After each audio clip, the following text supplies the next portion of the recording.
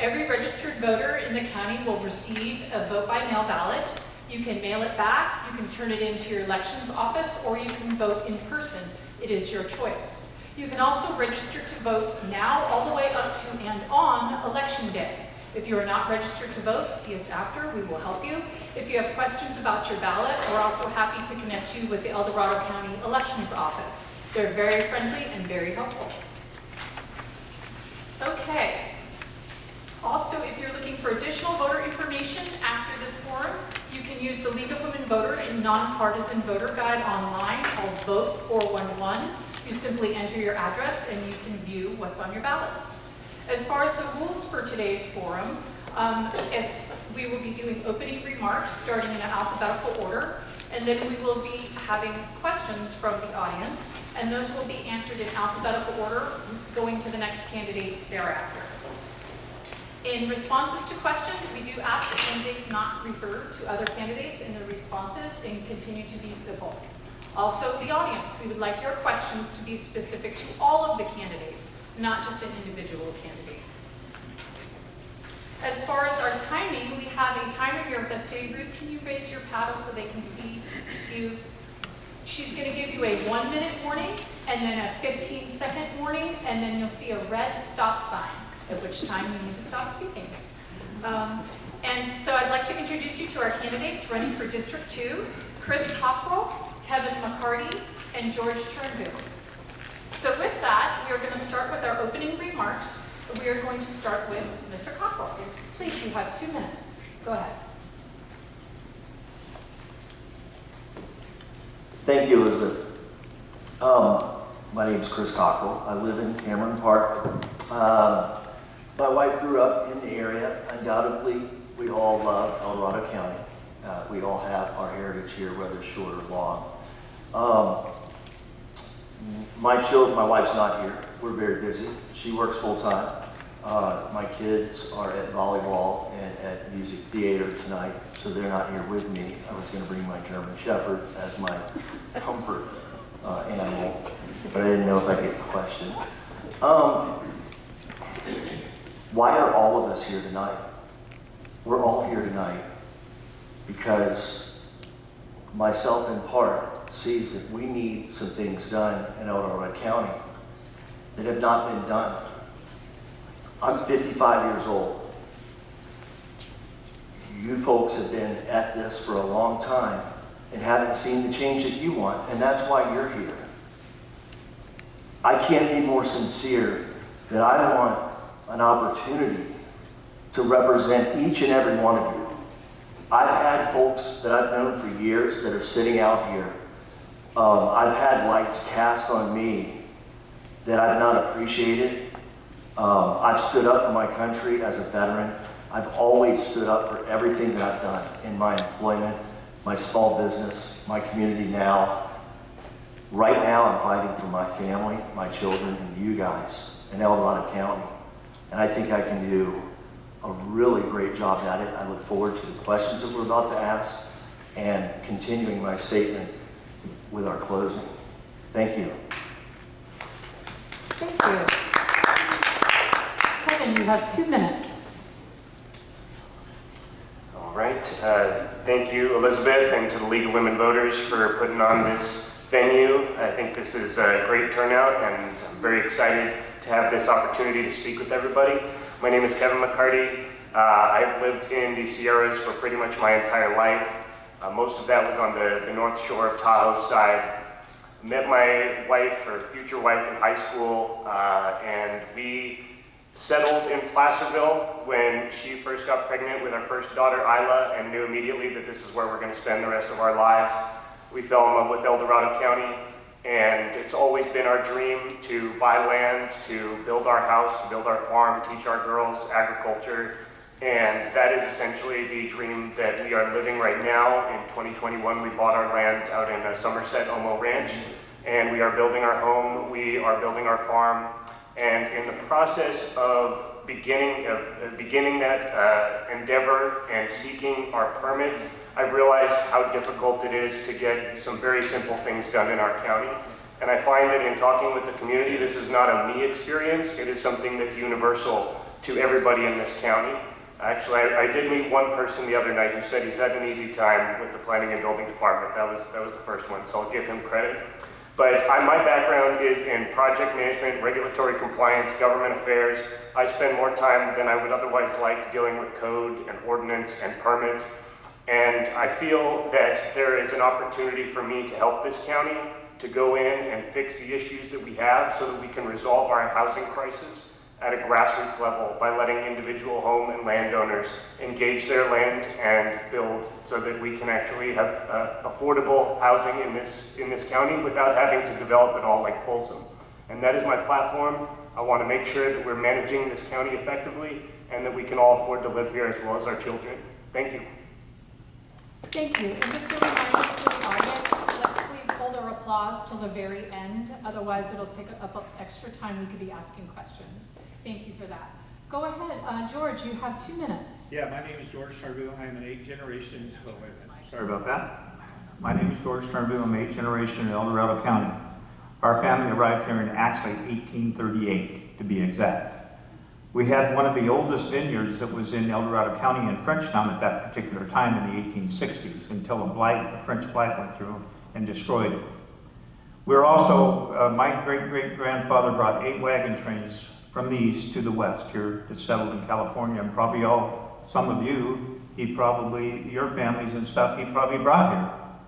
But also, my family was also part of the Donner Party, and it was the Eddies is what it was. We split up, and we went through the Johnson Pass, which is Kingsbury grade, and they went the other way.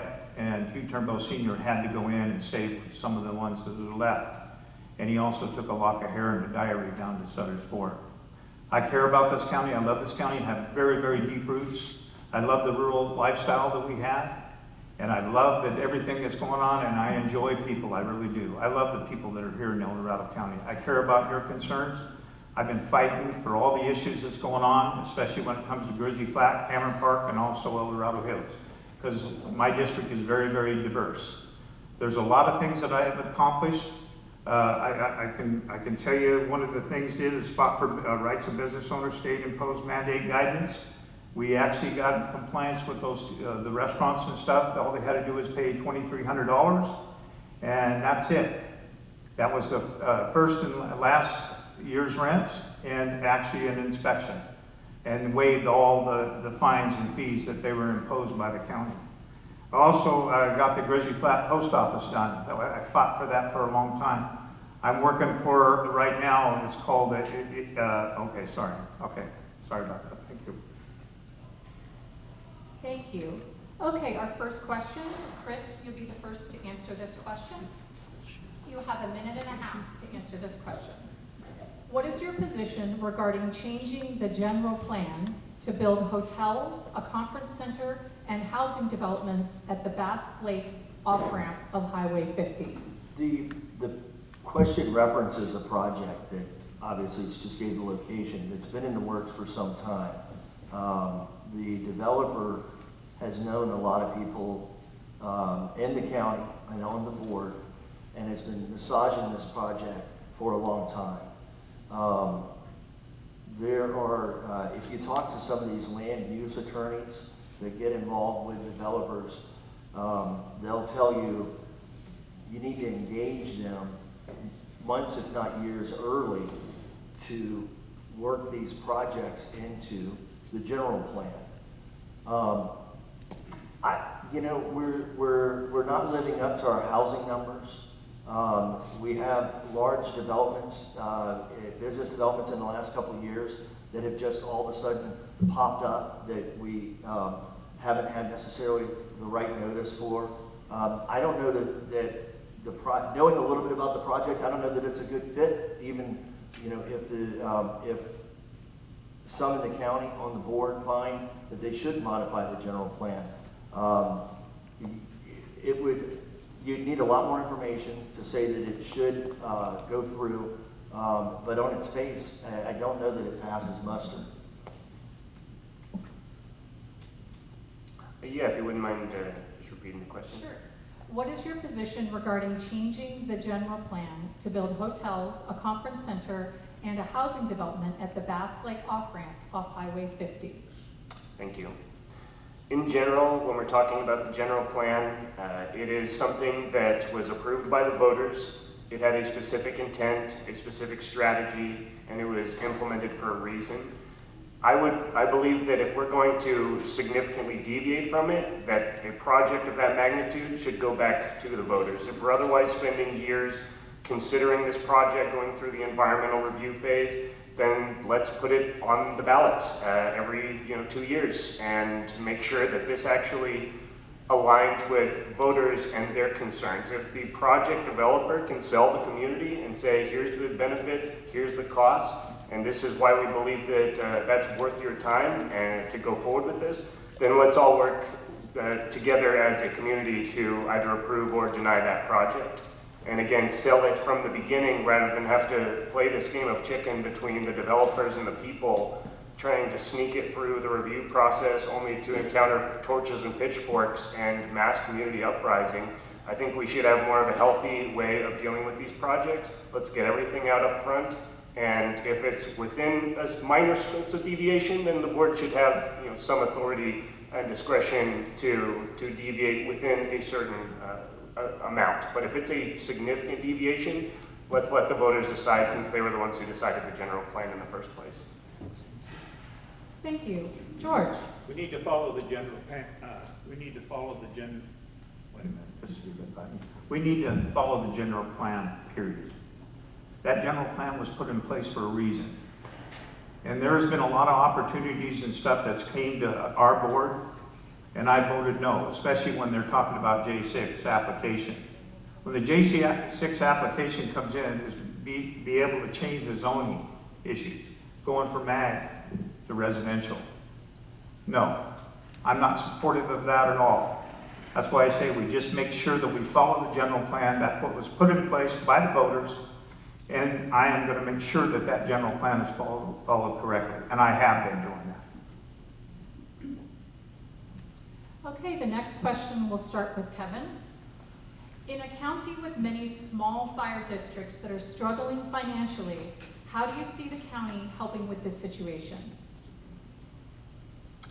Thank you for that question. This is something that's very important to me, particularly when we bought our property. We were in escrow during the Calvert fire. We were not sure if we were going to have a forest land property like we envisioned or a charred mass of carbon by the time we closed.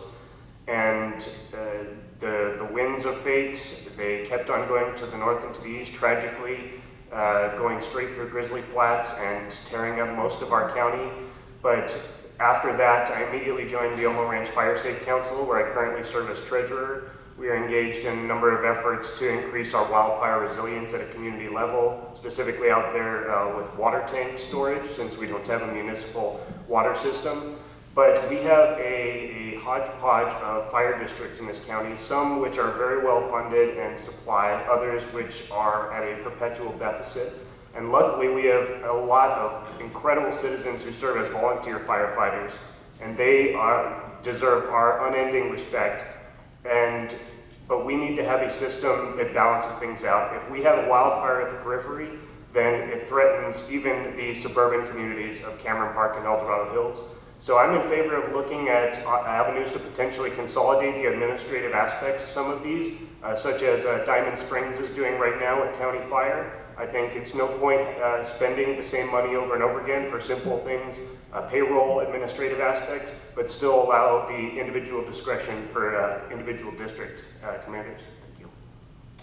Thank you. George? Yeah, these small fire districts, there was $3.1 million that was set aside that CAL FIRE had. And that was supposed to go to the rural fire departments, the small rural fire departments. That money has never gotten there at all. So working with Maria Avarilla Gill right now, we're trying to resolve this problem, especially with the small fire districts that we have. We spent $3.1 billion in 21 in fire suppression. That's absolutely insane. When we could actually manage these fire departments with either volunteers or man them through CAL FIRE, especially that money is there. We need to address this problem because here's the problem. Not having these fire stations staffed our fire insurance is going through the roof. Ricardo Laurel, I've been fighting him pretty much every day on fire insurance that represents you. And I'm not kidding you, this fare plan is absolutely ridiculous is what it is. And we need to resolve that problem. And by resolving that problem, we need to open these fire stations that are closed. I was a volunteer in the 80s at the El Dorado Fire Department. We had a great volunteer fire department. But the problem is the unions that created that problem, that monster, so we can't open these fire stations. They don't want to bring volunteers back. And that's one thing that we're working on right now to resolve that problem, to make sure that we get them in so we don't have these high insurance costs. Thank you. Chris?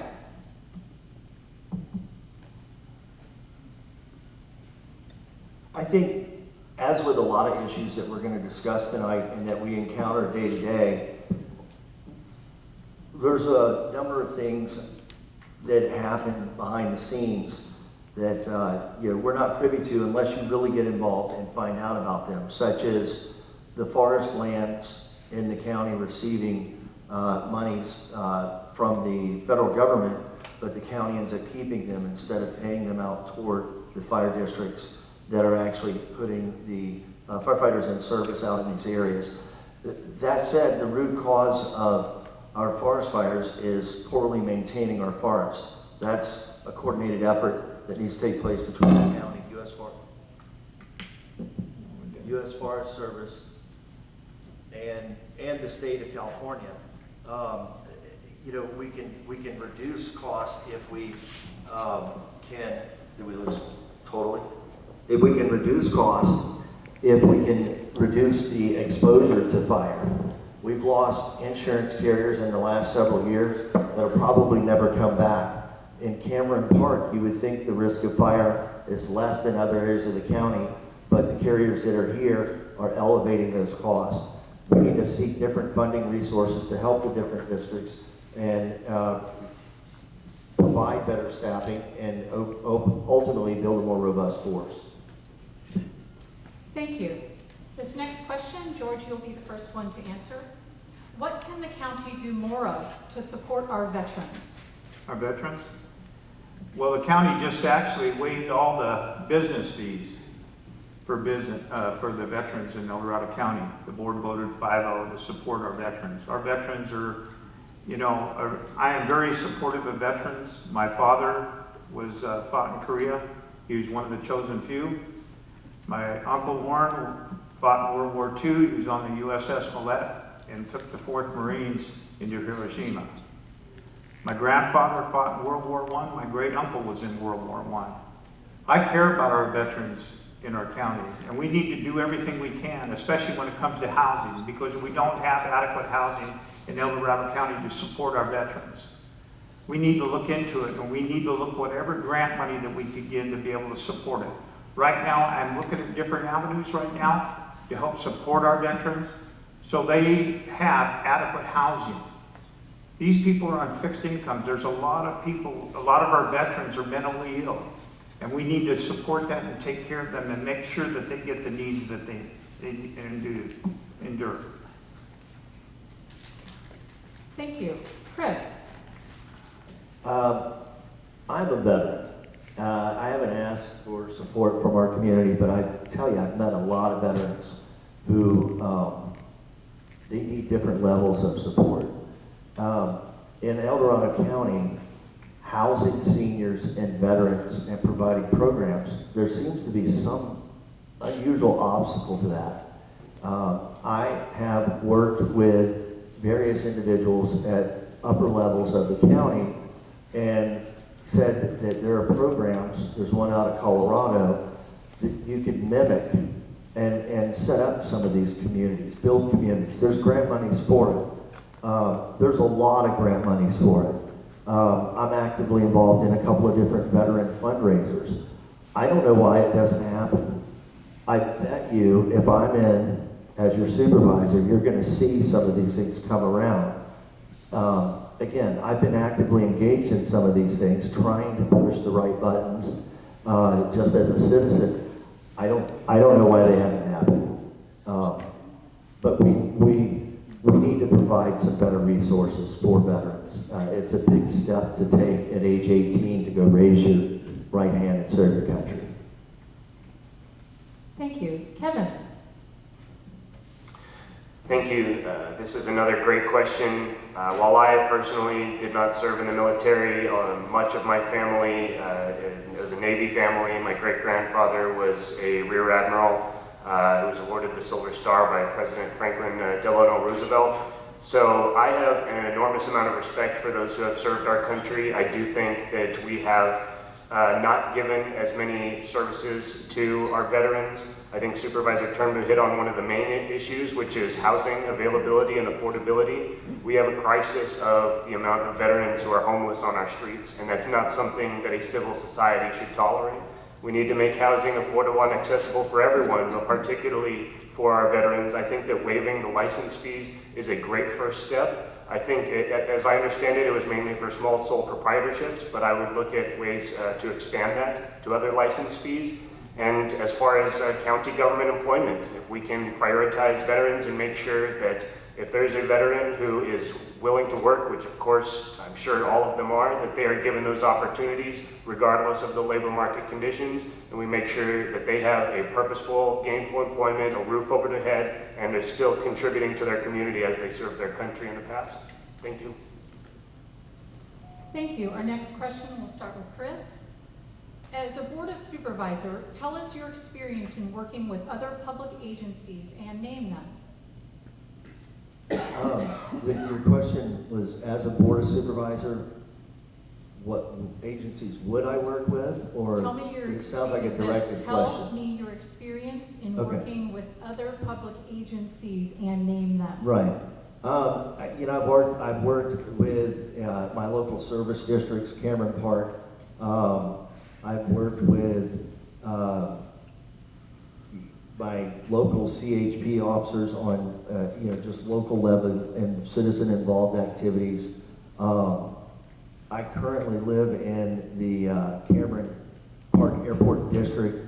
I was recently appointed a director of that district, but I've been involved with trying to assist with, some of their aviation needs and the community needs there.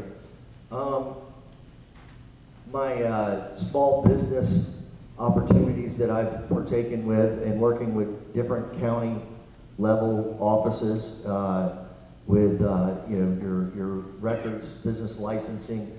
I was also on the Veterans Affairs Commission in the county and worked with HHSA.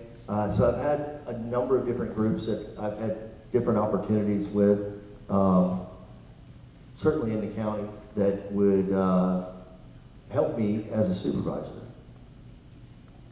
Thank you. Kevin?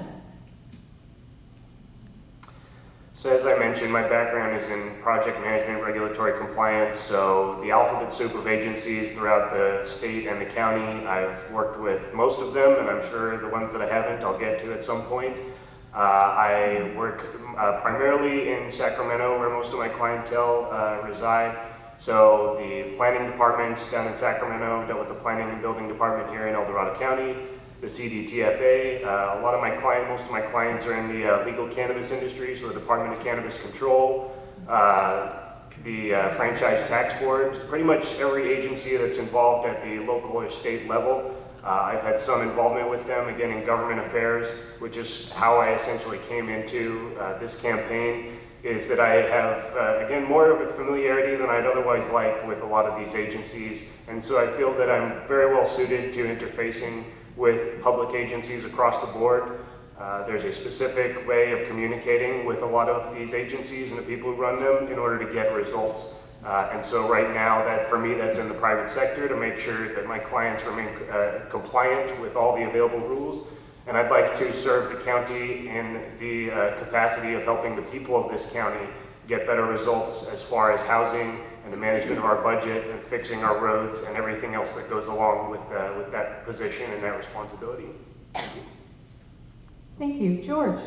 I was on the grand jury back in 2015, also on the Solid Waste Advisory Committee. Basically exposed the Diamond Line plant for all the toxic waste that was there. Also, I've worked with Tom McClintock on bill number HR 934, the let it burn policy, doing away with it, and actually going back to the 10 a.m. policy. I can't write a bill, but I pushed it. So this bill went through the House and through the Senate right now, and we're waiting, I think, getting passed on the Senate. Also, the HR 188 is talking about vegetation management in our forests. We need to clean our forests. We need to have good management is what we need to do, and we're working on that.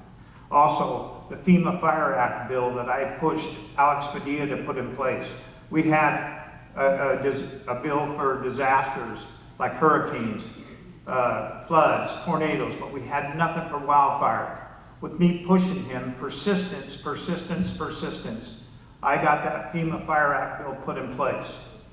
And that will help the residents, especially when they go through a horrific fire like happened in Caldor. That will never happen again. So there'll be funding and stuff there for these people. I've been pushing a lot of the different state agencies and our assemblies, members and stuff, to make sure that we have good, adequate support, especially when it comes to transportation issues on Highway 50. I've worked with DOT and especially with the proper signage that we needed in El Dorado County and our roads. Thank you. The next question will start with Kevin. What will you do to promote affordable housing in El Dorado County? And that's the main question and the reason for this campaign. There are a lot of important issues in this county that we could go through. We could make this meeting 3 hours long. But for us and for this campaign, the average person, the average family who really doesn't care about politics at the national, state, or local level, what they do care about is they don't have enough money left over at the end of the month between rent and bills and to still be able to buy Christmas presents for their kids. All right, and that transcends politics, and why, for me, this is the one thing that has to be the keystone element, that if people cannot afford to live in their own communities, we are failing as a government entity, we are failing as a county. And I believe that is not something that we can tolerate. This is something that I feel that I have the ability to help with in my background of land use, ordinance, project management. This is something we can bring our permitting system into the 21st century. We can learn from our peer jurisdictions. We can make it simple for individual landowners to have a streamlined process to build ADUs and secondary dwellings and not have to be over a barrel, so to speak, with these large developers. Because if we don't fulfill our affordable housing mandates, there will come a time when the county does not approve a build permit, the state will approve it, and it will not be pretty, I promise you. Thank you. One of the big issues I pushed was Title 25 for the residents in Grizzly Flat, which is an owner-builder regulation is what it is. So they can actually build their own lumber and build their own houses there. Small units, 1,250 square foot or less. One of the things that I also pushed with the county is these ADUs. And we have a set of plans, there's 4 set of plans now, that are actually, you could go in there and pick a plan what you want to build these ADUs. And it's no cost for these plans. These plans are already engineered and already drawn up by the county. Also, I waived all the building permits during the Caldor fire for all the residents of Grizzly Flat. I pushed that, got that passed. We need workforce housing is what we need. Good workforce housing. I'm working on a particular project in Grizzly Flat right now. It's going to be a campus where we're going to bring a biomass facility, a small mill. We're going to have a nursery. We're going to have a pellet mill. And we're going to have a fire resiliency building, especially when it helped the residents out in Grizzly Flat. We'll have that workforce housing there, and those people could be able to work on this campus, especially when you're talking about reforesting our forest. And it's very, very much devastated, and the Forest Service needs all the help they can. So we use our young children, our high school kids, to be able to solve that problem and help the Forest Service replant our forest so we can have our bring our beauty back, our natural beauty that I love so much about El Dorado County. Thank you. Chris? Let me reset.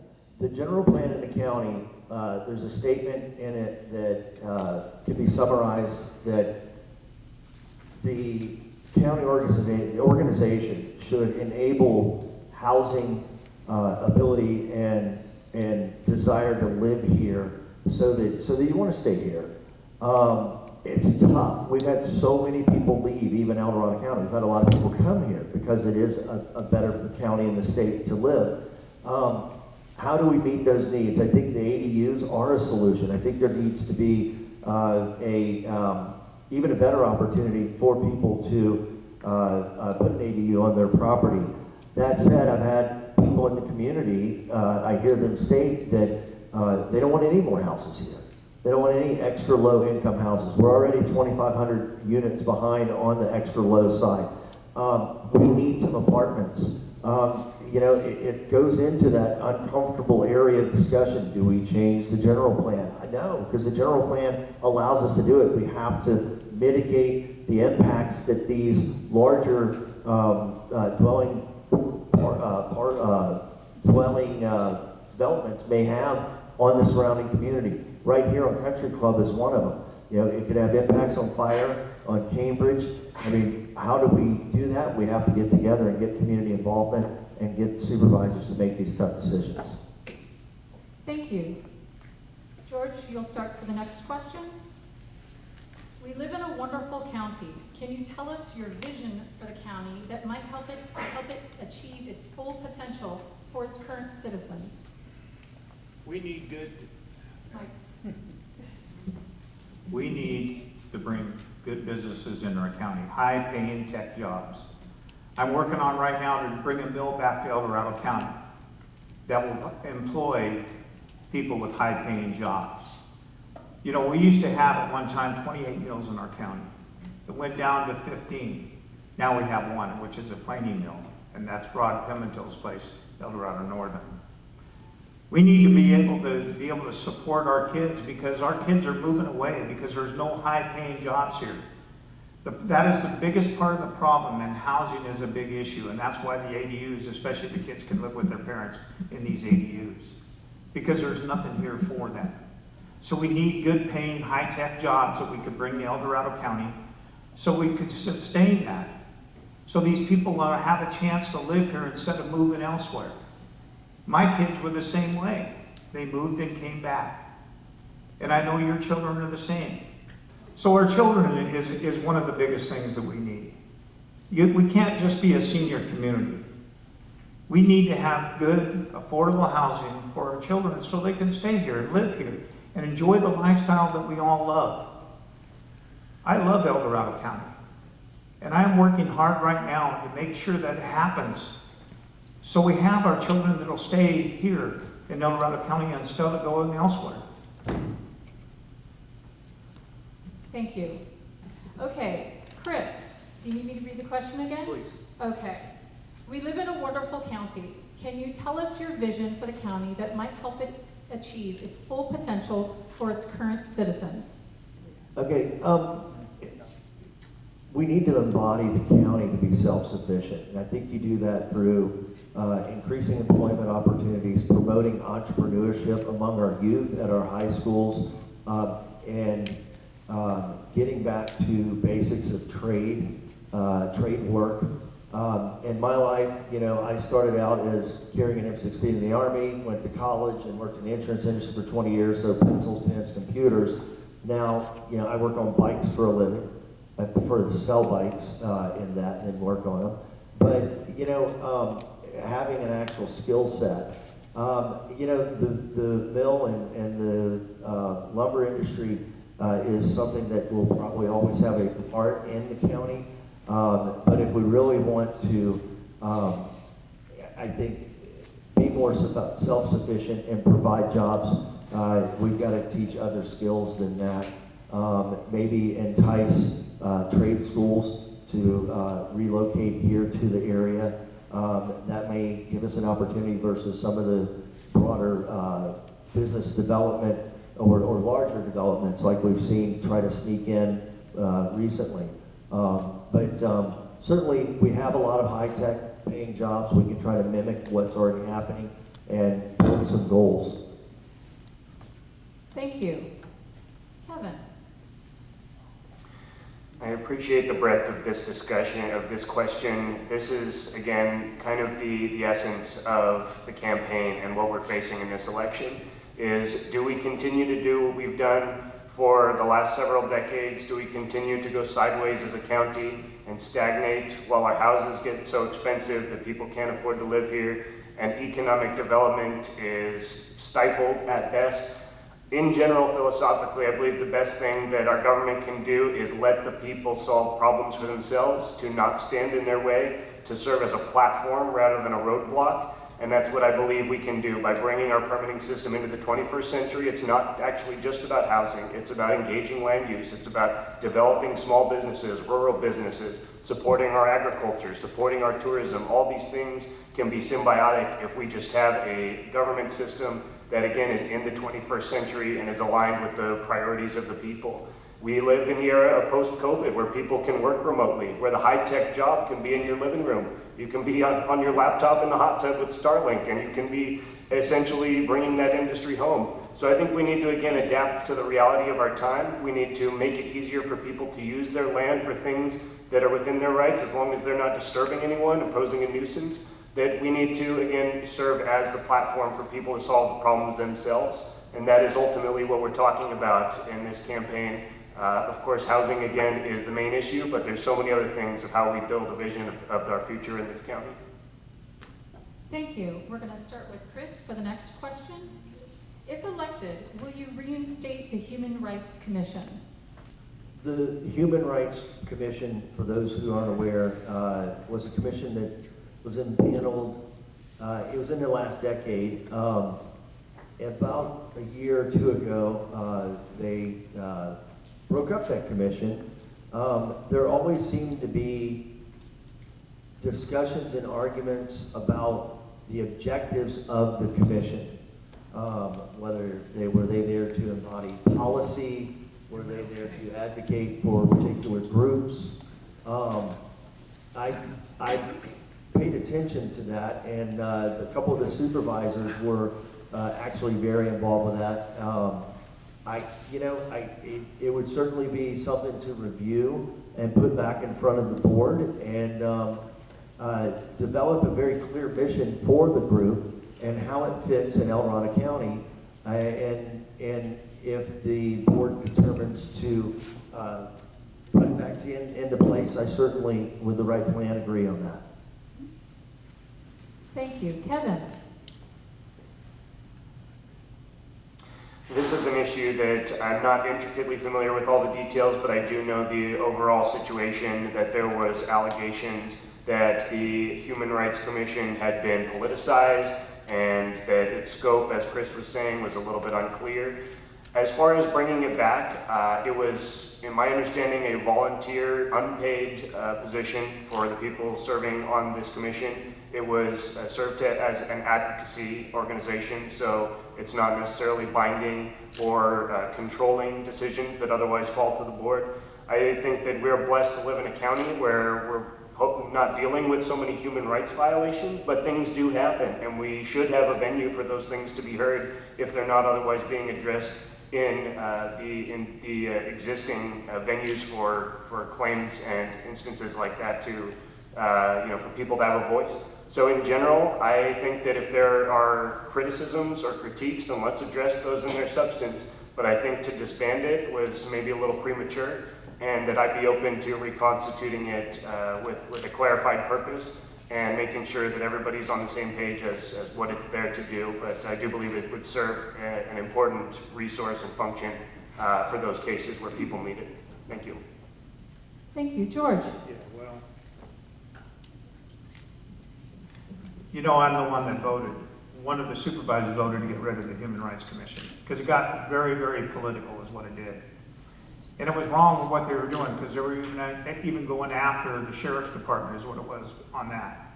And some of the issues that were there, and they're not supposed to be doing that at all. All they were was an advisory committee, period. So I was the one that voted no on it. It got out of hand is what it did. And I recommended having a civil rights administrator. That's what we should have. Especially when that administrator could be able, if something violates your civil rights, you can actually answer to the civil rights administrator. And that administrator can then take it to either the sheriff or the district attorney's office. That's what needs to be done. It would have been a great thing if they just didn't, if it wasn't so political. It got very, very political is what it was. And it actually was it was running amok is what it was doing. And that was one of the reasons why I voted against it, to abandon it, because it got way out of hand is what it did. And it wasn't doing the true justice that was implemented for what they needed to do. Thank you. Kevin, you'll start with our next question. What will you do to help with the homeless issue in El Dorado County? Homelessness, of course, is not something that's unique to El Dorado County. It transcends our community. It transcends our state. It's something that we're dealing with as a nation, but particularly here in California, not least of which because we have better weather. It's easier to be homeless in a certain level than in Minnesota or Alaska. But this is something that we need to take a holistic approach. In my mind, there's two main aspects to this. There's people that have fallen on hard times, that they lost their job, they suffered an injury, circumstances of life and fate befell them, and they weren't able to make ends meet, and so they're living in their car, and they just need a little bit of help and a platform to get back on their feet and provide for themselves and provide for their family. And I believe that we should offer those resources as a county. The other aspect is instances of drug addiction and mental health, that as somebody who commutes to Sacramento, I see this very much every day right outside my office window, and sometimes it can be scary. There's a lot of instances of drug addiction and mental health playing out on our streets, and people do not feel safe sometimes walking down the street. I believe that we need to work with our law enforcement and our social services to make sure people feel safe when they're walking down the street, but also that we're not just incarcerating people who otherwise need services when it comes to drug addiction and mental health.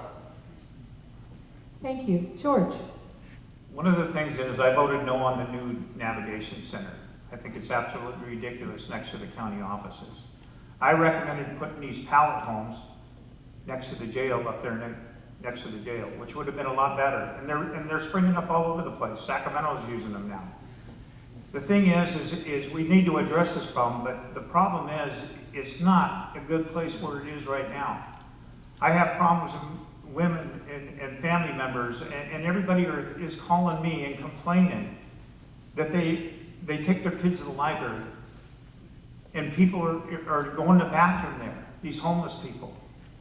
It's not right, it really isn't, and especially when they're camping out at the post office. We have to have the hot team come up every morning and escort them out. It's not fair, especially for the people that work especially when it comes to the safety and welfare, the people that work at that county offices. Up there at the jail is a perfect spot for it. We could feed them 3 times a day. I recommended that. I had 2 supervisors who was against it. I was the only one voted against the permanent navigation center. But that's where to address it. And we have these Air Force bases. Good examples that are sitting empty. These houses are sitting empty. We used to use them for the homeless. Why aren't we doing it now? I was down at McClellan Air Force Base, and all that housing that is sitting empty. That's what we need to do. We need to bring it back. And especially when it comes to our mental hospitals too. Thank you. Okay, Chris. These are topics, again, that for decades and decades, you folks have heard them. We're going to hear them in the future. That there's a narrow segment of the homeless population that you're never going to necessarily see them assimilate to society, because that's not what they're doing. So who are we helping out? It's easy to say that we can get folks who have have a rough spot in their lives and help them get back on their feet. We have folks in the county and lots of volunteers. We probably need to enhance that kind of feature. I don't think it's necessarily fair, though, to place the burden on the taxpayers to fund all of those type things. What we're doing right now is not working. I think we see Sacramento County, we see Redding. Redding has a very successful pop-up program. That was something that has been proven to work and be effective. You have to have appropriate social intervention, make sure that they're getting back on into employment. you have to totally remove all drugs. The current situation that they're doing, they have to have a referral to go in, but they check their drugs in when they check in, and then when they leave in the morning, they give them their drugs back. I don't know that what we're doing with that is effective. We need to modify things now if we want to see any change for the positive in the future. Thank you. The next question will start with George. While I understand cannabis grows are legal, what limits would you put on future grows in our county? I know it was voted on by the people. The people voted for it. But there's a problem I have with it, especially when it comes to the residents of El Dorado County, especially when these grows are in certain areas where people live around them, and especially when it comes to the safety and welfare of our children. There was a particular grow that was on Latrobe Road, and I got beat up on it afterwards with the person that had the application because I voted no on it. Because it was close to an HOA and it was close to bus stops and close to the schools. And I got a letter thanking me for doing that from the school board, from the principal of the school, and the superintendent of the school, and also from the HOA. There's a problem with that. And I'm going to make sure if these grows do go in, I know the people voted for it, but there's got to be a lot of restrictions, especially when it comes to the safety and the welfare of El Dorado County. And one of the things that I'm opposed for is look at the crime. And everybody says, oh, it's not going to happen. It's all secured. It's still going to bring crime to El Dorado County, one way or another. And I am not going to be supportive of it, especially when they don't comply with the rules, when everybody goes in and tries to get a variance so they can get it through, so they can get it. It's not about money, power, and greed, and that's where it stands today. It's all about money. It's not about doing the right thing in the welfare of the residents of El Dorado County. Thank you. Chris? You know, I do need to state that everyone in here that has been a candidate for a supervisor that I know has taken money from cannabis interests. Every one of them. Well, you're wrong, Chris. Excuse me, I'm just telling you. you He's can wrong. add that to your closing statement. So Please I turn off your realize the mic. sensitivity of this issue, okay? And also I know that people have property rights too. And if we're gonna fight against the will of the people who allowed these small growth opportunities for legal commercial cannabis, then we also need to put our foot down against the illegal grows that are still prolific in this county after all of us cried and were heartbroken over the death of Deputy Ishmael. Okay, I don't even like invoking his name. I don't like invoking my veteran piece. But you know what? If you're going to get in front of and illegally order commissioners in this county to vote against the property rights of people, you need to readdress what's going on. Cannabis is not something that I have in my life. I don't want it. I don't need it. I know plenty of people that feel they do need it. It's legal by the county and in the state. Federal government is about to jump on it. It's a very small project, and you have to allow people the property rights. Thank you. Kevin? Thank you. As I've mentioned, I work primarily in serving the legal cannabis industry, making sure they're in strict adherence to all local, state, and to some degree federal laws. And for full disclosure, as part of our farm, we are seeking a cannabis entitlement for a small, less than a quarter acre on our 117-acre property. It's in the middle of nowhere. No one will ever see it. No one will ever know it's there apart from the application. And I do believe that we need to see it as a part of the future of the agriculture industry in our county, but also address the potential for nuisance and impact on neighbors. Those are all absolutely legitimate concerns. But we need to understand that we have 50 years of prohibition that completely failed, and that we cannot necessarily just ban something and pretend like that's going to solve the problem. The greatest thing we can do to displace the illegal market and keep our kids safe is to make it a streamlined path for legal licensed operators who are compliant to be able to thrive. And that is just as 100 years ago we had alcohol prohibition. The wine that is now renowned around the world that was illegal. And we had increased consumption, we had dramatically higher rates of harm, and we had the rise of organized criminal gangs. If we want to protect our sheriff's deputies, our law enforcement, and make sure that our kids cannot get access to it, just like it is with alcohol, they can still get beer, but it's harder.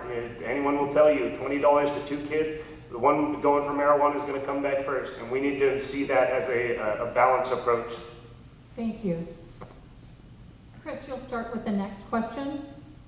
What general plan amendment will you place on the agenda to support agriculture? I've dug my heels in a little bit on the agriculture topic. One of the problems, the biggest threats to agriculture in the state, but certainly in El Dorado County, is that the state has formulated a law that allows, and if you follow me on this, agriculture neighborhoods. They have a first of its kind trial that they did this in Santa Clara County. It was a UC property. And while it's beneficial to seniors and veterans because it provided housing opportunity, they created agriculture neighborhood. They call it an agri-hood. There's a lot of information on it. They're following the steps. It's been successful. We don't, I think, have that opportunity to give up our agriculture land in the county. You can look at our cattle. We have a decent little cattle industry, 6,200 head of cattle. I think we need farm share programs. Again, it come back to my self-sufficient model. I'm going to really build that out. Every district has agriculture and has at least small farms. We need to do something to keep the state from being able to allow our ag land to be developed. Keep that agriculture land where it is. Thank you. Kevin? Thank you. For District 2, this is something that's of course extremely important. As by population, most of our voters here are here in Cameron Park and in El Dorado Hills, but of course there's a lot of acreage in this district, and most of it is rural, most of it is farms. We have come a long way over the last 20 years or so, and there was a time when, we didn't have the winery industry that we have right now. We didn't have the tourism to this degree, right? Lake Tahoe's always been beautiful, but we made a lot of strides in making sure that these agriculture businesses could develop, and now we're taking it a step further with things like the ranch marketing ordinance, which I think is a great step forward, to not just see it as you are able to use your land to grow apples or grapes, but that you can bring people out and experience the majesty and the beauty of our rural farmland to make it a tourism industry as well as agriculture.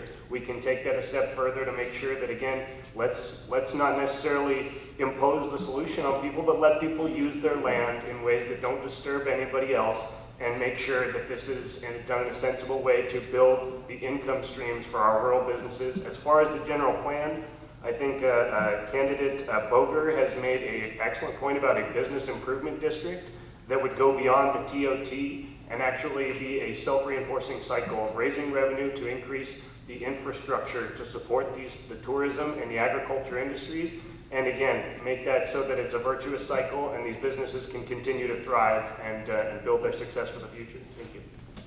Thank you. George? Ag land is very, very special to me because all my family are ranchers. You've heard of the Nielsen Ranch, you've heard of the Nettles Ranch, you've heard also the Tong Ranch. All this property down in this area at one time was all my family that settled here back in the 1800s. And I want to make sure we preserve our ag lands. One of the things that what I was really discussing with way back in 2015, when they were changing your ag lands to rural lands. And that was wrong because I feel that the people have a right to be able to farm on their land. And we had some people that actually changed that. We fought that. And we need to bring that back because we need to support agriculture in our county, especially when it comes to small farms. Especially, I know a particular person that lives up in Grizzly Flat, and he has a small apple ranch, is what it is. Very, very small, but he also sells peaches and apricots too. And the biggest part of the problem is he wasn't allowed to even sell his product. That's why we need to promote that and fix that problem that we have. The county, there's too many regulations, too many restrictions. We're trying to get through a lot of it. I'm addressing some of it. All these restrictions and laws are put on by the state of California, and we need to solve that to make sure that we have these small farms be able to support that without all these regulations, so they can actually make a little bit of revenue on their own property. Thank you. Kevin, you'll answer this question first. Do you believe religious and partisan beliefs should be kept private when in office as a county supervisor? I do believe that. I think that we shouldn't necessarily hide who we are. We come from a diverse tradition as a country, and we shouldn't have people afraid to express their beliefs. But I don't believe within the realm of the operation of the county government within the public sphere that it's necessarily appropriate to wave it around. I personally believe in God. I am a Christian, but it's not something that I would necessarily seek to proclaim and legislate based on, other than the fact that our law is based on morality, that we have to do what's right and not do what's wrong. But apart from that, I believe that in general these things should be kept private. We should abide by the First Amendment of the U.S. Constitution. And again, let's have civil discussion on a citizen-to-citizen basis. But when we're actually enacting government policy, let's make sure it's based off of facts and logic and scientific data. And again, beyond that, let's leave that to the private realm. Thank you. Thank you. George? Well, a lot of you know that I'm the pastor of the El Dorado Community Church in El Dorado County, the oldest active church in El Dorado County. My great-great-grandfather actually brought the bell around the horn, went around the horn for that church, and it was called the Union Church in 1853. It became the and then it became the El Dorado Community Church in 1857. I believe in God. I love to serve the people, my congregation, but we need to make sure that we separate between church and state. We need not to bring church into politics or vice versa. When I'm at the pulpit, I don't talk about politics. I don't at all. All I do is preach the word. And I feel that God is standing through me, and sometimes he speaks through me. And that's what I feel. And we got it was a little bit crazy with a particular item that was actually put on and brought to the board by a supervisor. And it was wrong for him doing it. But I also believe in God. I really do. And we need to actually keep the politics out of it, especially when it comes to religion. Thank you. Chris? Read the question again, please. Do you believe religious and partisan beliefs should be kept private when in office as a county supervisor? I believe religious and partisan beliefs should not play a role in the decisions you make. Just like other factors should be based on fact. One of the things that happened this year that may be the crux of this conversation is that all the supervisors approved a religious agenda item, declaration of a month that we have Christian beliefs in the county, or heritage. I think we need to get back to business with a lot of different matters, with our housing, our veterans. Religion shouldn't play in the end. Period. Thank you.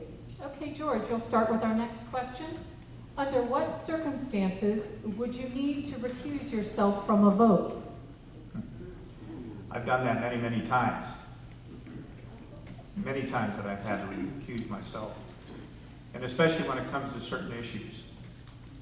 And that's pretty much all I have to say. I mean, there's a lot of issues that we encounter every time during the board meeting, especially when there's certain issues that pertain, which you have to recuse yourself. So, like I say, that's pretty much all I got to say. I mean, it happens a lot. It really does. And you got to be real careful, especially if you vote on certain things that could end up costing the county a lawsuit. It entailed the county into a lawsuit. So that's very, very critical. And that's why the Board of Supervisors, a lot of them recuse themselves. Thank you. Chris? There's two areas with recusing. One, the law specifies under certain circumstances you must recuse yourself. So you need knowledge of that. Not each supervisor is going to know that. That's also why you have legal counsel that's in your meetings, and they may advise you as well for conflicts, or if you're in conflict with that law. Otherwise, you need to make unbiased decisions. You need to make decisions based on fact, and you still have a job to do. I just recently had a former supervisor who had to make a decision against someone in the county, and it was the right decision they made. They didn't have to recuse themselves. The normal process, some people thought that they might have voted for this individual's item that was in front of the board. But you have to follow the law, but you also have to make the right decisions based on fact information and not be biased. Thank you. Kevin? So in general, if a supervisor has a financial or personal interest in a matter, of course, they can't be unbiased. They're categorically must recuse themselves. Also for donations, campaign donations over $250 for the first year of service in public office. If one of those donors has a matter before the board, you have to recuse yourself for the same reason. If having an interest from the impropriety of donations influencing the political process. As far as myself, of course, I mentioned that we are applying for a small cannabis entitlement on our property as part of our fruit and vegetable farm. And so that's a matter to be decided by the Planning Commission, but ultimately if it were appealed and went before the board, of course, I would have to recuse myself by law, and also I would willingly do that. And as Chris said, we need to have the understanding that our elected officials are making unbiased decisions, or at least to the greatest degree possible. We're all human, we have our proclivities, and there's only so much we can do about that. But when a supervisor evinces an overt bias and has already spoken on a particular aspect, there's a reason a lot of issues that Supervisor Turnbull can't talk about because those matters are before the board, and he needs to maintain a neutral stance. And so that's where I think it's very important for supervisors to have the perception in public that they are open to all sides and can judge impartially. Thank you. Thank you. Chris, you'll start our next question. How would you respond to an influx of illegal immigrants if and when they show up in El Dorado County? I think that's a big national issue, obviously. If we start seeing a concern of that at a local level, I don't know, we're not able to deal with folks who are here who are without homes and such. I don't know how we would deal with that kind of an influx. I think we would have to seek resources from the state, from Immigration and Naturalization, INS, and try to manage that. We have a population of immigrants that works in the county with our farms, a lot of them in Apple Hill. My understanding is we are managing that pretty well. I also believe that there is a pathway to citizenship for folks who come here legally. If they are here illegally, there's a pathway to properly manage that and assess that as a need-by-need basis for opportunity for that individual. Thank you. Kevin? So as Chris alluded to, obviously this is a national issue. It's only so much of the immigration issues within the scope of the board, but to the point of the question, if a influx of illegal immigration came to our county, we already have the housing crisis as it is. That would, of course, exacerbate the issue. It would only emphasize even further the need to have housing. As far as if there were any criminal elements, our sheriff does a good job. I have faith in them to keep people safe. But ultimately, like Chris said, our agriculture industry across the state has, for a long, long time, used undocumented workers at their farms. And I think that it would be really wonderful if we had responsible immigration policy at a national level, both to control the amount and also offer people a legal pathway. Of course, I'm sure that all of us, came from immigrants, however many years ago. For me, it was Irish and Scottish. But the people who are here and trying to work and actually improve their community, there should be a pathway for them to be housed and employed. But again, it's sad that it sometimes comes at the cost to our veterans and our existing citizens. Again, we would deal with it as best we could, but again, only emphasizes the need that we need to have a functional county government that serves as a platform for people, regardless of their background, again, to provide for themselves and improve their community. Thank you. Thank you. George? Yeah, it's a big issue nationally. But you think about this is going on in our state right now. In our county and stuff like that, how in the world are we ever going to be able to support all these immigrants coming in? We can't. We can't. So where's the money going to come from? It would break this county is what it would be.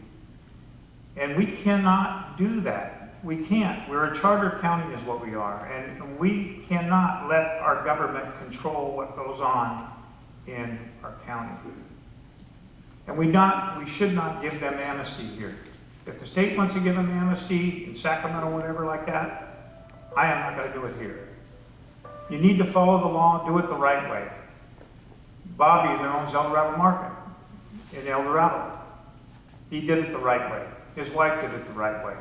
Now they're U.S. citizens. That's the way it should be. The illegal immigrants, as far as I'm concerned right now, it's not a good thing, especially in our state, in our country, especially all these people pouring over. It brings a lot of crime, a lot of drugs, and we're having a problem addressing that right now. Especially when we're talking about fentanyl. Now you see all those cars that are placed along the freeway, Highway 50. You know, they're actually monitoring fentanyl that's coming through our county is what they're doing, the sheriff's office. We have a tri-county, we're working as a tri-county is what it is, with other counties right now to be able to stop this problem. And we need to stop it. We don't need them here. Thank you. Kevin, you'll start our next question. Will you help keep the Rasmussen Road pond area as a nature area for the public, or do you support the developer who wants to turn it into 160 homes? Well, going back to the question about neutrality, I won't necessarily take a side one way or the other. I do believe that there is a very good set of reasons to keep that as open space, that people use it for recreation. It is a valuable resource for our community, and I don't take that lightly at all. I think that the plan as it stands, from my understanding, at least I'll give credit where it's due, it does make an effort to retain public access to Rasmussen Pond, to keep the trails open for recreation to the public and not essentially wall it off as a private feature. But that said, let's, smart development for me is not just a catchphrase. It's let's look at the specific concerns. Let's see if we can resolve it between the developer and the community. And if they can be resolved and the community can say, okay, that's good enough for us, then let's consider moving forward. But if otherwise it's a bridge too far and it compromises things that people hold dear to themselves, then we need to also be ready to make a decision one way or another. But I absolutely am sympathetic to keeping that as open space, accessible to the public, and we will see what happens with the project going forward. But I think it's a very good question that will be coming before us in a lot of detail very soon. Thank you. Thank you. George? Well, this is one item I might have to recuse myself on, especially if this comes in front of the board. You know, I love the area up there. It really is. It's absolutely beautiful of what it is. But I'm going to tell you right now, we need to fix the infrastructure that we have in Cameron Park. And that's one of the big issues that we need. Before any more development was put in, the infrastructure's got to be taken care of and fixed. Back in 2005, in Cameron Park, it stated the fact the Board of Supervisors said they didn't want to allow any more building in Cameron Park until they fixed the infrastructure. So that's as far as I can go right now because I can't really talk about that particular project. Thank you. Chris? I believe the plan is in a scoping phase right now. It's definitely a hot issue in Cameron Park. It will impact actually where I live by traffic. The discussion though too is we have to follow the general plan. So is it allowed by the general plan? We know we need housing. We have to go through and pay attention requirements that we should follow by law and by need. You know, there's always a question of staff is providing you the answers to this. You have to dig in and double check that. That said, Rasmussen was a key feature of Cameron Park area that caused our flooding that we experienced, and my family experienced a designated, emergency evacuation area right in the airport. It got right up to the front of the house, but the problems with flooding in Cameron Park haven't been mitigated in the last year. Since then, I've seen culverts just recently in the past few weeks cleaned out by DOT, and we haven't seen anything in the last 5, 10, 20 years. Deer Creek runs all the way downhill to our sewage treatment plant past Cameron Estates. There's problems all along the way. 20, 50 years of growth, we need to fix it, and it hasn't been done. Thank you. George will answer this question first. What do you envision the process to be to involve and notify the public in land use policy changes? Well, that's something that I'm working on right now because of the issue with that happened on Project Frontier. Let me tell you a little bit about what happened there. So it was supposed to go to the zoning administrator. The zoning administrator was going to look at it. But that never happened. We didn't get the fact sheet that we needed. So I pushed that issue. I kept pushing that issue. Where's the fact sheets? So I had an agenda item that I proposed, basically what the difference between going to the zoning administrator and then going to our planning department. Anyway, it got pulled. And the reason why it was pulled because they felt they were going to go down the road and that thing was going to be mentioned.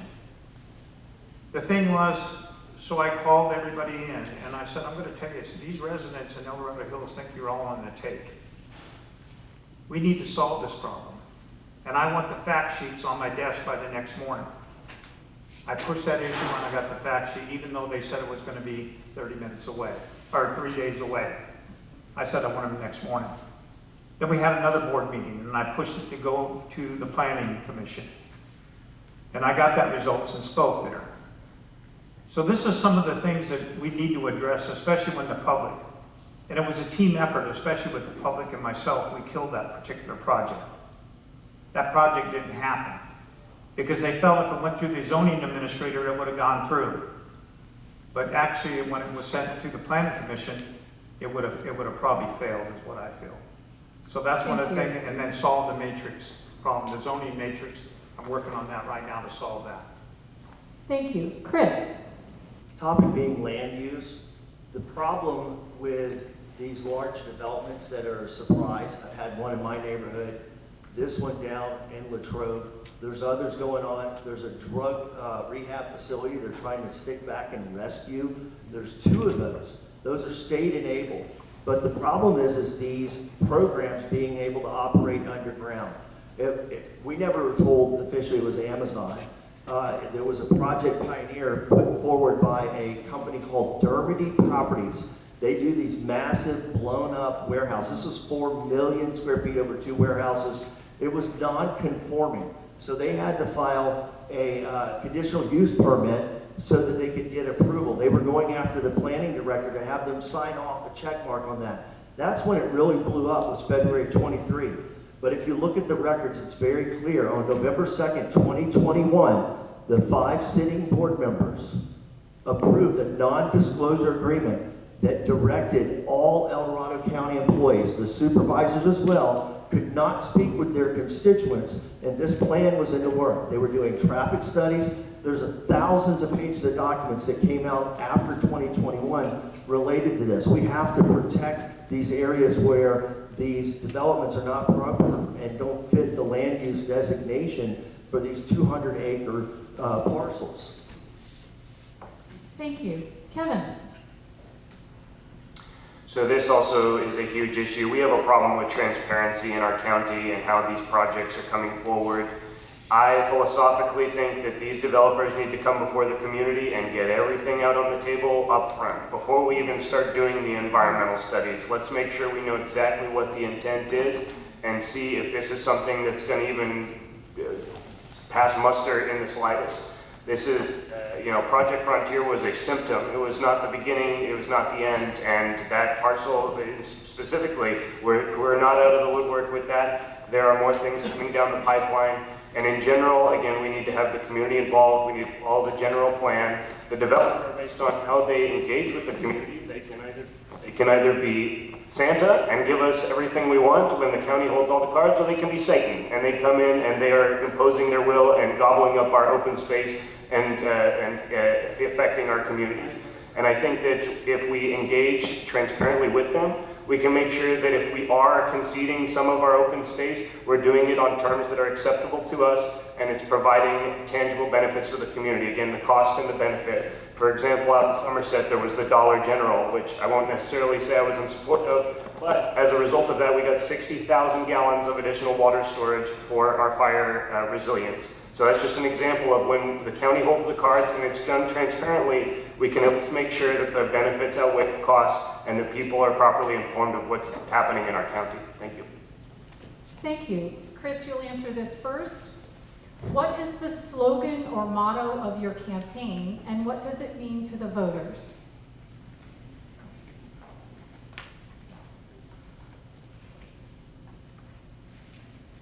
Family, freedom, and community. You'll see it on my signs out. I think our communities are strong as our families are in embodying them. I think that our families can protect us and keep our freedoms in store with the right leaders and voting for those right leaders who will protect and use our Constitution to protect us. And Cameron Park is a great community. It takes all levels of people, young, our families, seniors, the veterans that we're talking about. I know a lot of veterans who step up for people in that community. I think in the last few years, I really experienced the family and freedoms, and with our schools, it embodies and builds stronger community. That's kind of it. Thank you. Kevin? The motto of my campaign is making El Dorado County affordable and keeping it rural. Again, I think that we need to address our housing issue, and we don't need to give up all of our open space to large corporate developers in order to make that happen. The drug addiction center that has been referenced, that is so controversial because our local government is actually not approving it. We're desperately trying to fight it because the state is coming in and saying, no, this is what we're putting here. We have affordable housing mandates. If we don't get serious about resolving that at a grassroots level by individual homeowners, the day will come when it's not even an option to say no to what's going in our backyard. Again, it'll be imposed on us. And I think that as a people responsibly, we need to find a way to say yes to what we do want in our backyard and not just perpetually say no to what we don't want. If that means less dense residential, if that means more open space, more parks, more schools, again, the county holds the cards, and we can do these things on terms that are available, but ultimately, I'd like to see all of that rental income going into individual land and homeowners through secondary dwellings, ADUs, rather than big corporations. And if we just bring our permitting system into the 21st century, like many of our peer jurisdictions, we can do that. We can solve this at a grassroots level, and if we want to approve a large development, it's going to be on our terms, and it's not going to be something that we're doing because it's so desperately needed, which is the case right now, unfortunately. Thank you. Thank you. George? Yeah, my slogan is, it's time. It's time for El Dorado County to work together, all the residents, to make El Dorado County great again. Think about it, this county used to be one of the richest counties in the state, with all the logging and the mining that was going on here. As you, the people here, if we all work together, we can make a lot of this happen, especially when it comes to tourism, agricultural. There's a lot of things, good forest management, and make sure that everybody's accountable, especially our forests. It's just beyond me, especially when we had that horrific Caldor fire. Good forest management would have solved that, especially the trestle project that wasn't completed. We don't need 500 trees per acre, we need 85 trees per acre. We need also to sustain our forests, especially contain reservoirs. I'm working with Tom Huntock to build more reservoirs in El Dorado County, which we do need. The Alder Creek Reservoir is we're working on that right now through the Water Agency. We have the Nashville Dam, which was supposed to have been put in the 1848 to 1853, and it was never done. Also, you're talking about all the other dams. We have the Auburn Dam and stuff there too. We need to make sure that we can bring the resources back to El Dorado County to make it rich again like it used to be. Thank you. That's all the time we have for questions tonight, so we're going to begin with closing statements. And we are going to start with Mr. Turnbull. You have 2 minutes for your closing statement. All I can say is I love this county. I love the people here. I've been working on a lot of different projects here in El Dorado County, especially with that new campus that I want to build in Grizzly Flat, like I talked about, with a mill and a biomass facility. We're working on biomass facilities right now. There's another part of it. We're also talking about maybe on one on Latrobe Road. There's a lot of things that could be happening, and we need to work together to make this happen. I care about the county, I care about the residents, I care about the people. I have a lot of passion, and I care about your concerns. I have met with a lot of people. I have an open door policy is what I have. And I've met with a lot of people that come to my office and address their concerns. Like I say, working with the El Dorado County Food Bank. El Dorado County Food Bank is a big asset to our county, and we're working on a natural resource disaster center right now. We're working with Mike right now to make that happen in our county. So that way it can reach out, and especially to support all these other counties surrounding our counties, especially when we have these disasters. I've got a lot of projects I'm working on. I care about the county. I'm working with all kinds of state officials. Also, I have a good relationship with the Secretary of Agriculture right now, especially that property was donated by the Forest Service for the new community center in Grizzly Flats. I'm working to make sure that we get that done. Like I say, I care about you and your concerns. And we can make this happen. I've got, like I say, if you need to get a hold of me, just come by, stop by and say hi, at least that. And if you have a concern, contact me, please. I'm always there for you.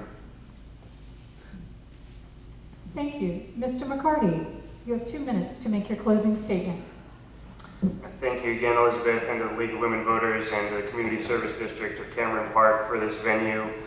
Every man in this race cares about their community and genuinely is trying to do the best they can for their family and for the people in this county. I have no doubt of that personally. What this election is about is who is going to be the most effective in the position of resolving the issues we face today and preparing us for the issues that are coming in the future. I am prepared to do that for this county. It is something that in learning more about the county government, of tuning in to the Board of Supervisors meetings, I feel like I can go into that role, hit the ground running to solve the issues we face, to not just give lip service to them, but to actually follow up and make the changes that are needed. My reputation within my organization and workplace, when I am tasked with an item, I do not relent. I'm relentless until the job is done. And that is the attitude that we need at the Board of Supervisors. And again, this is, we can continue in the way that we have been. We can look at it with the same attitude that we have, or we can look at it in a fresh way. Again, bring this county into the 21st century. When I was a kid, I was building and taking apart computers. And right now we have a county government that operates on a paper basis like it's 1982. And I think we need to get real about the issues we're facing. I think it's not really ultimately that hard. We just need to look at it with a fresh set of eyes, with more energy, and the willpower to go in there and confront the institutional momentum that we have in this county. There's a lot of bureaucracy and there's a lot of structures, and it takes somebody to go in there as an outsider to actually challenge those structures and make the changes that are needed. What I'm offering is intelligent, effective leadership for the District 2 community, and I look forward to serving you in that capacity. And again, thank you for everybody coming out today. Thank you. Mr. Cockrell, you have 2 minutes to make your closing statement. Thank you for everyone coming here. It's the citizenry that make this race very important. You should also look at each of our 3 districts that have very important supervisor races going on, 1, 2, and 3. I believe that there's individual decisions that need to be made across each of them. You know, I've spent the last 8 years as a small business owner in the community. I started out and I wanted to run for a director position at the CSD because I wanted to promote parks and rec and cycling. It's propelled me into where I am today with finding out about concerns with building and planning, HHSA, a number of our commissions, just following them as kind of a weird habit, I guess, and learning more about these processes. I've said this in the past couple of days to people out on the street, speaking with them. Some of the things I've learned in the last 60 days are just incredible. We have cases, and that's part of the campaign. That's part of scoping out what you're involved with. We're trying to learn more from you of what your concerns are. The problems that are building and planning. I don't think it's been said here tonight, but our grand jury found massive flaws in our building and planning. We have supervisors on the board currently that said, yes, if you want to build a private built home, it may take 3 years for you to get a permit and break ground. But then we see projects like this Amazon thing coming in after our board signed non-disclosure agreements to not tell you about it. And 2 years later, they were close to grading. We have a grading project going on that people didn't know about. I want to bring transparency. I want to involve citizens, though, to help bring that out, solve the issues with Rasmussen, solve the issues with housing, work with the state to keep them out of our backyard. Thank you. Thank you very much to our candidates for coming tonight. Now we can applaud.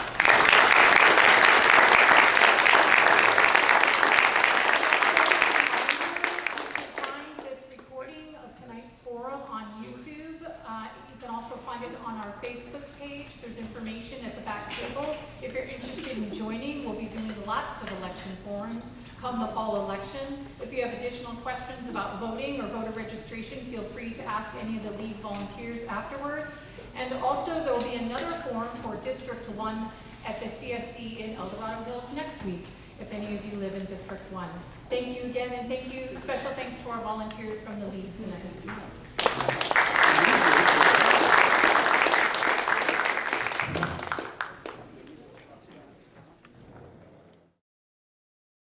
Get those facts before you vote by visiting votersedge.org today. Your vote is your voice. Make sure you get out and vote this election day.